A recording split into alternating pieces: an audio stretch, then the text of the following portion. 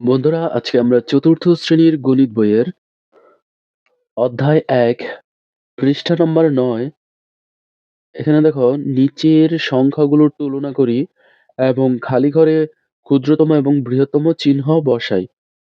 তাহলে চলো ভিডিওটি শুরু করি। তো এই যে এখানে যে খালি ঘর দেওয়া আছে, এখানে এই যে ক্ষুদ্রতম এবং বৃহত্তম চিহ্ন বসাবো। এটা কিভাবে করব? এগুলো আমি খাতায় তুলে রেখেছি। তাহলে চলো আমরা বোঝার চেষ্টা করি।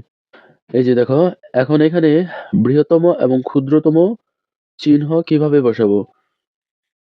তো এটা শুরু করার আগে একটু বলে নেই, যেই দিকের সংখ্যাটা বড় থাকবে, দেখো একটা মুখের মতো হা অবস্থায় আছে। এই দেখো, এই যে এই চিহ্নটি বসাবো যেই দিকের সংখ্যাটা বড় থাকবে। আর যেই দিকের সংখ্যাটা ছোট থাকবে সেই দিকে এই যে চিকন মাথাটি আছে, সেইটা সেই দিকে থাকবে, ছোট সংখ্যার দিকে। আর বড় সংখ্যার দিকে এই যে মুখের মতো হা করে আছে, এইরকম চিহ্নটা ওই পাশে থাকবে, যেদিকে বড় থাকবে। আশা করি এইটুকু বুঝতে পারছো। এবার দেখো, এখানে কোন চিহ্নটা বসাবো তাহলে? এখানে আগে সংখ্যা কয়টা আছে গণে নেই। ১, ২, ৩, ৪, ৫, ৫ টি। এখানে আছে ১, ২, ৩, ৪, ৫। তাহলে দুই পাশে সমান আছে। এবার যদি সমান থাকে তাহলে আমরা প্রথম সংখ্যাটা দেখব। প্রথম সংখ্যাটা কোন দিকে বড় আছে? তো এখানে প্রথম সংখ্যাটা এই যে দেখো, এখানে আছে ৭ আর এখানে আছে ৮। তাহলে এই পাশটা বড় আছে। তাহলে আমরা খুব সহজেই বুঝতে পারছি যে এই দিকটা বড় হবে। এটা হচ্ছে ৮৬,৪০০ আর এটা হচ্ছে ৭৬,৪০০। তাহলে এই সংখ্যাটি হবে বড়। তাহলে এইদিকে এই যে বৃহত্তম চিহ্নটি বসাবো। এই যে মানে মুখটি হা করার মতো অংশটা বড়র দিকে থাকবে। আর যেটা ছোট সেই দিকে এই যে চিকন অংশটি থাকবে। এবার পরেরটা দেখি। এখানে কয়টি সংখ্যা আছে? ১, ২, ৩, ৪, ৫, ৬ আর এখানে হচ্ছে ১, ২, ৩, ৪, ৫, ৬ দুই পাশেই ৬ টি করে। তাহলে এটার প্রথম সংখ্যা আমরা দেখি, এটা ৭, এটাও ৭। বুঝতে পারলাম এই দুই পাশটা এখন সমান। আবার এটা ৬, এটা ৬ তাহলে সমান পেলাম। এবার এটা ৫, এটা ৯। এবার আমরা বুঝতে পারছি যেহেতু এটা ৯, ৯ হচ্ছে বড়। তাহলে এটা হচ্ছে এই যে বড় অংশটি এই দিকে থাকবে আর চিকন অংশটি বাম দিকে থাকবে। তাহলে এটা হচ্ছে ৭,৬৫,৩১১ আর এটা হচ্ছে ৭,৬৯,৩১১। আশা করি বুঝতে পেরেছো। এবার দেখো ১, ২, ৩, ৪, ৫, ৬, ৭, ১, ২, ৩, ৪, ৫, ৬, ৭। দুই দিকেই ৭ আছে, বাম দিকে এবং ডান দিকে। এটা হচ্ছে ৪ আর এটাও হচ্ছে ৪ সমান। এটা ৫, এটা ৫ সমান। এটা ৭, এটা ৭ সমান। এটা ২, এটা ২ সমান। এটা ৩, এটা ৩ সমান। এটা ১ আর এটা হচ্ছে ৬। তাহলে এটা ১ আর এটা ৬। তার মানে ৬ বড়।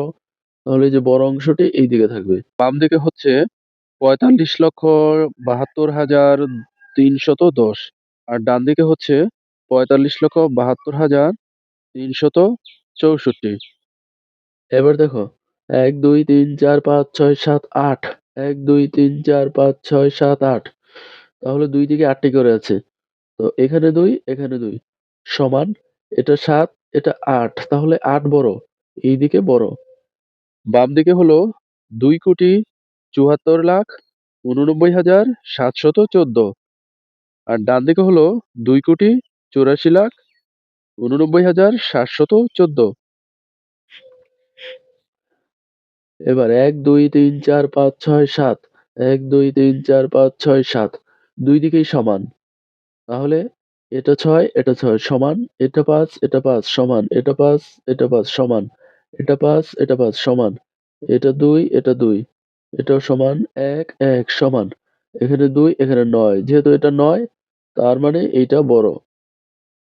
বাম দিকে হলো ৬৫,৫৫,২১২ আর ডান দিকে হলো ৬৫,৫৫,২১৯।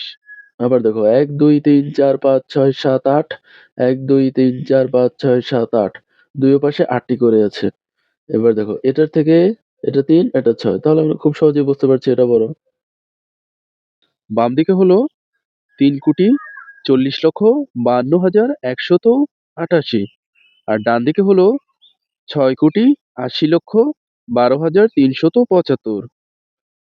তো এটা তো আমরা খুব সহজেই করতে পারলাম। এবার আমরা ১০ নাম্বার পৃষ্ঠার এই যে ৩ এর একই জিনিস কিন্তু নিচের সংখ্যাগুলো তুলনা করে খালি করে বৃহত্তম এবং ক্ষুদ্রতম চিহ্ন বসাই। ওটা তো খুব সহজ। এটাও সহজ, তবে একটু আলাদা হবে। দেখো, তাহলে ২ পাশটা আগে গুনে নিই। ১, ২, ৩, ৪, ৫, ১, ২, ৩, ৪, ৫, ৬। যেহেতু এখানে ৬ টা, তাহলে এটা অবশ্যই বড় হবে। এটা হচ্ছে ৯৮,৩৭০, ২,১৪,১৩০। এবার দেখো, ১, ২, ৩, ৪, ৫, ৬, ১, ২, ৩, ৪, ৫। এইদিকে হচ্ছে ৬ টার সংখ্যা, এদিকে ৫ টার সংখ্যা। যেহেতু এদিকে ৬ টার সংখ্যা, তার মানে এইটা বড়। এই দেখো, বড় অংশটা এবার বাম দিকে রইলো। ঠিক আছে? যেদিকে হা করা অংশটা থাকবে সেটা হচ্ছে বড় অংশ। তার মানে এই পাশটা কিন্তু বড়। ১, ২, ৩, ৪, ৫, ৬। ১, ২, ৩, ৪, ৫, ৬, ৭। তো এখানে ৭ আর এখানে ৬।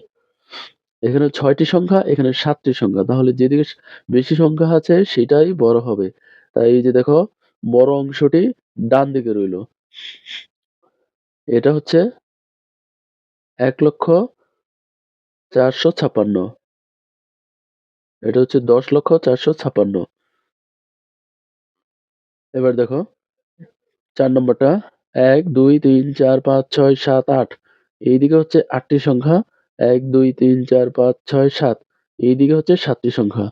তাহলে খুব সহজেই বুঝতে পারছো যে কোন দিকটা বড় হবে। তো এই যে হা করা অংশটা এইদিকে থাকবে, বৃহত্তম চিহ্ন। তাহলে এইদিকে হচ্ছে বড় অংশটা। বাম দিকে হলো ১,৬২,৯৫,২০৫ আর ডান দিকে হলো ৯৫,৯৮,৪১০। তাহলে খুব সহজেই বুঝতে পারছি যে বাম দিকেরটা বড়। আশা করি বুঝতে পেরেছো। পরবর্তী ভিডিও পেতে চ্যানেলটি সাবস্ক্রাইব করে পাশে থাকা বেল আইকনটি বাজিয়ে দিও। ধন্যবাদ।